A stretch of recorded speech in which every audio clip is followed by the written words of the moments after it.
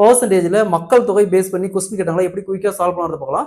இந்த கொஸ்டின் ப்ரீவியஸா எஸ்எஸ்எஸ்எம் கேட்டிருக்காங்க.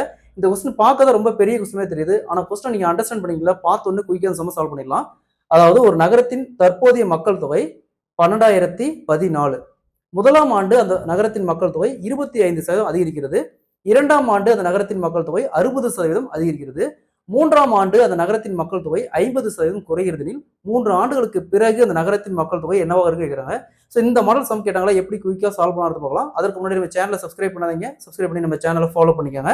ஒரு நகரத்தின் மக்கள் தொகை 12,014. முதல் வருடம் 25% அதிகரிக்கிறது. இரண்டாவது வருடம் 60% மக்கள் தொகை அதிகரிக்குது. மூன்றாவது வருடம் 50% குறையுதுன்னா 3ஆம் ஆண்டு 3 ஆண்டுகளுக்கு பிறகு அந்த நகரத்தின் மக்கள் தொகை என்னவாக கேட்குறாங்க. இந்த மாடல் சம் கேட்டாங்களா ஃபர்ஸ்ட் இந்த பர்சன்டேஜ் மட்டும் எடுங்க. இங்க ஃபர்ஸ்ட் வருஷம் என்ன இருக்குது 25%. ஸோ 25% எப்படி எழுதுவோம், 25 வகுத்தல் சதவீதத்துக்கு 100 எழுதுவோம். அப்படியே 25 கேன்சல் பண்ணா 1/4. ஸோ அதே மாதிரி இங்க 60%. அப்ப 60 வகுத்தல் சதவீதத்துக்கு 100. 20 கேன்சல் பண்ணா 3/5. அதே மாதிரி இங்க 50%. அப்ப 50 வகுத்தல் 100 அப்படியே கேன்சல் பண்ணா 1/2 இருக்கும். அடுத்தது அந்த நகரத்தின் தற்போதைய மக்கள் தொகை 12,014 பெருக்கல் ஃபர்ஸ்ட் வருஷம் 25% அதிகரிக்குது அப்படிங்கிறாங்க.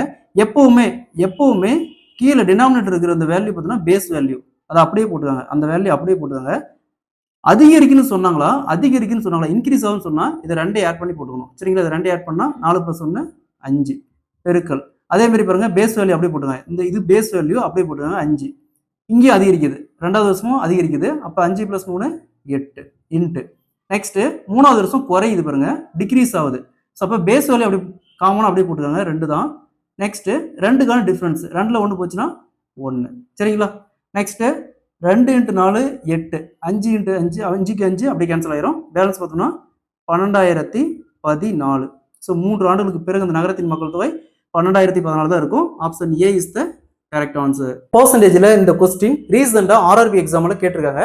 அதாவது ஒரு நகரத்துடைய மக்கள் தொகை 3 வருஷத்துக்கு முன்னாடி ஒரு குறிப்பிட்ட அளவு வந்திருக்குது. அது 3 வருஷம் 25% அதிகரிச்சு தற்போதைய மக்கள் தொகையா 2,60,000 இருக்குது. அப்ப 3 வருஷத்துக்கு முன்னாடி எவ்வளவு இருந்திருக்கும், அதே மாதிரி 2 வருஷத்துக்கு முன்னாடி எவ்வளவு இருந்திருக்கும், ரெண்டுக்கான டிஃபரன்ஸ் வித்தியாசம் எவ்வளவு கேட்கறாங்க. ஸோ இந்த மாடல் சம் கேட்டாங்களா எப்படி குயிக்கா சால்வ் பண்ணுறது பார்க்கலாம். கொஸ்டின்ல ஒரு நகரத்துல 3 ஆண்டுகளுக்கு முன்பு ஒரு குறிப்பிட்ட அளவு மக்கள் தொகை இருக்கிறாங்க. அவங்க மக்கள் தொகை வளர்ச்சி பார்த்தோம்னா ஆண்டுதோறும் 25% இருக்குது. இப்போ 3 ஆண்டு கழிச்சு இப்போ தற்போதைய மக்கள் தொகையா 2,60,000 பேர் இருக்கிறாங்க. ஸோ அப்போ 3 ஆண்டுகளுக்கு முன்பு எவ்வளவு இருந்திருக்கும், அதே மாதிரி 2 ஆண்டுகளுக்கு முன்பு எவ்வளவு இருந்திருக்கும், 2 வருஷத்துக்கான டிஃபரன்ஸ் அதாவது வித்தியாசம் எவ்வளவு கேட்குறாங்க. இந்த மாடல் சம் கேட்டாங்களா. இப்போ தற்போதைய மக்கள் தொகை எவ்வளவு இருந்து 2,60,000 அப்படி ரேட் பண்ணிக்கோங்க. 2,60,000 இன்ட்டு ஸோ இங்கே 25%. 25% எழுதுவோம். 25 வகுத்தல் சதவீதத்துக்கு 100. ஸோ அப்படி 25 கேன்சல் பண்ணால் 1/4. ஸோ இந்த 4 அப்படியே நியூமரேட்டர் போட்டுருங்க வகுத்தல். ஸோ இங்கே அதிகரிக்குன்னு சொல்கிறாங்க. அப்போ இது 2 ஆட் பண்ணி 2 4 + 1 5 அப்படியே நியூமரேட்டரில் போட்டுருங்க 2 டைம் 4/5 இன்ட்டு 1 - சேம் வேல்யூ 4/5. இங்கே போட வேண்டியது extra 1 - 4/5. So next 2,60,000 into 4/5 into 4/5 into 1 × 5 5 5ல் 4 போச்சுன்னா 1/5. நெக்ஸ்ட் 5 × 5 × 5 125. ஸோ 2,60,000 125 கேன்சல் பண்ணா 2,080. இங்க 4 × 4 16 அப்படியே பெருக்கணுமா 33,280. ஸோ அப்ப 3 ஆண்டுகளுக்கு முன்பு மற்றும் 2 ஆண்டுகளுக்கு முன்பு 2 வருஷத்துக்கான வித்தியாசம் மக்கள் தொகை வித்தியாசம் பார்த்தோம்னா 33,280. Option C is the correct answer. சதவிகிதத்துல இந்த மாடல் கொஸ்டின் கேட்டாங்களா எப்படி குயிக்கா சால்வ் பண்ணுறது பார்க்கலாம். அதாவது ஒருவரின் மாத வருமானம் 8,000, அதுல 25% அவரு சேமிக்கிறாரு. அப்போ அவர் செலவு பண்ண தொகை எவ்வளவு கேட்கறாங்க. ஸோ இந்த மாடல் கொஸ்டின் கேட்டாங்களா எப்படி குயிக்கா சால்வ் பண்ணுறது பார்க்கலாம். அதற்கு முன்னாடி நம்ம சேனலை சப்ஸ்கிரைப் பண்ணாதீங்க, சப்ஸ்கிரைப் பண்ணி நம்ம சேனலை ஃபாலோ பண்ணிக்கோங்க. கொஸ்டின்ல ஒருவரின் மாத வருமானம் 8,000, அதுல 25% சேமிக்கிறாரு. அப்ப செலவு பண்ண தொகை எவ்வளவுன்னு கேட்கறாங்க. இந்த மாடல் சம் கேட்டாங்களா. ஃபர்ஸ்ட் இந்த கொடுத்துருக்கிற பர்சன்டேஜ் மட்டும் எடுங்க. இங்க எத்தனை பர்சன்டேஜ் கொடுத்துருக்காங்க 25%. 25% எழுதுவோம். 25 வகுத்தல் சதவீதத்துக்கு 100 எழுதுவோம். அப்படி 25 கேன்சல் பண்ணா 1/4 வரும். ஸோ இப்போ 4 அப்படிங்கிறது அவர் வாங்கக்கூடிய முழு சம்பளம் 8,000 ரூபாய். அதுல 1 செலவு பண்ணிட்டாரு. அப்ப 4 மீதி 1 போயிருச்சுன்னா மீதி 3. அப்ப 3க்கு என்ன, இது அப்படியே கிராஸ் மல்டிப்ளை பண்ணோமா 8,000 இன்ட்டு 3 வகுத்தல் 4. நெக்ஸ்ட் 8,000 4 கேன்சல் பண்ணா 2,000. ஸோ 2,000 இன்ட்டு 3 = 6,000 ரூபாய். ஸோ அவர் மாசம் செலவு பண்ணக்கூடிய அமௌண்ட் பார்த்தோம்னா 6,000 ரூபாய். Option B is the correct answer. அவர் எவ்வளவு சேமிக்கிறான்னு கேட்டாங்களா. 8,000 6,000 போச்சுன்னா மீதி 2,000 தான் சேமிக்கிறாரு. அந்த 2,000 = 25%. இதே மாதிரி இந்த சம் பாருங்க, ஒருவரின் மாத வருமானம் 10,000, அவரு மாசம் 15% சேமிக்கிறாருன்னா அவர் செலவு பண்ண தொகை எவ்வளவுன்னு கேக்குறாங்க. இதே மாதிரி தான் இந்த சம் சால்வ் பண்ணிக்கிற ஆன்சரை கமெண்ட்ல போடுங்க. பெர்சன்டேஜ்ல அடுத்த சம் பார்க்கலாம். 12 பொருட்கள் விற்ற விலை என்பது 16 பொருட்கள் வாங்கிய விலைக்கு சமம் எனில் லாப சதவீதம் காண்கிறாங்க. சதவீதத்துல இந்த மாடல் சம் கேட்டாங்களா? அதாவது 16 பொருள் வாங்குறாரு. வாங்கி இந்த 12 பொருள் விற்கும் போதே அவருக்கு இந்த 16 பொருள் என்ன அமௌண்ட் கொடுத்து வாங்கினாரோ அதுக்கான அமௌண்ட் கிடைச்சிருச்சு.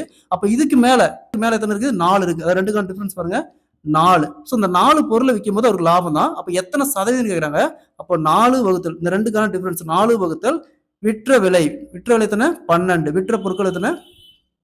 4 வகுத்தல் விற்ற பொருட்கள் பார்த்தோம்னா 12. 4 வகுத்தல் 12 இன்ட்டு சதவீதம் கேட்குறாங்க. அப்போ இன்ட்டு 100. நெக்ஸ்ட் 12 4 கன்சிடர் பண்ணா 3 12, 100 3 கன்சிடர் பண்ணா 33 1/3%. ஸோ அவருக்கு லாபம் பார்த்தோம்னா 33 1/3%. Option A is the correct answer. இதே மாதிரி இந்த சம் பாருங்க, 20 பொருட்கள் விற்ற விலை என்பது 22 பொருட்கள் வாங்கிய விலைக்கு சமம் எனில் லாப சதவீதம் காண்கிறாங்க. இதே மாதிரி தான் இந்த சம் சால்வ் பண்ணிக்கிற ஆன்சரை கமெண்ட்ல போடுங்க. சிம்பிள் இன்ட்ரெஸ்ட்ல இந்த மாடல் கொஸ்டின் கேட்டாங்களா? ஃபார்முலா யூஸ் பண்ணாம எப்படி குயிக்கா சால்வ் பண்ணலாம்னு பார்க்கலாம். ஒரு குறிப்பிட்ட அசலானது ஆண்டுக்கு 8% தனி வட்டி வீதத்தில் 5 வருஷத்துக்கு அப்புறம் மொத்த தொகையா 10,080 கிடைக்குது அப்படின்னா அசல் தொகை என்ன கேட்கிறாங்க. இந்த மாடல் சம் கேட்டாங்களா?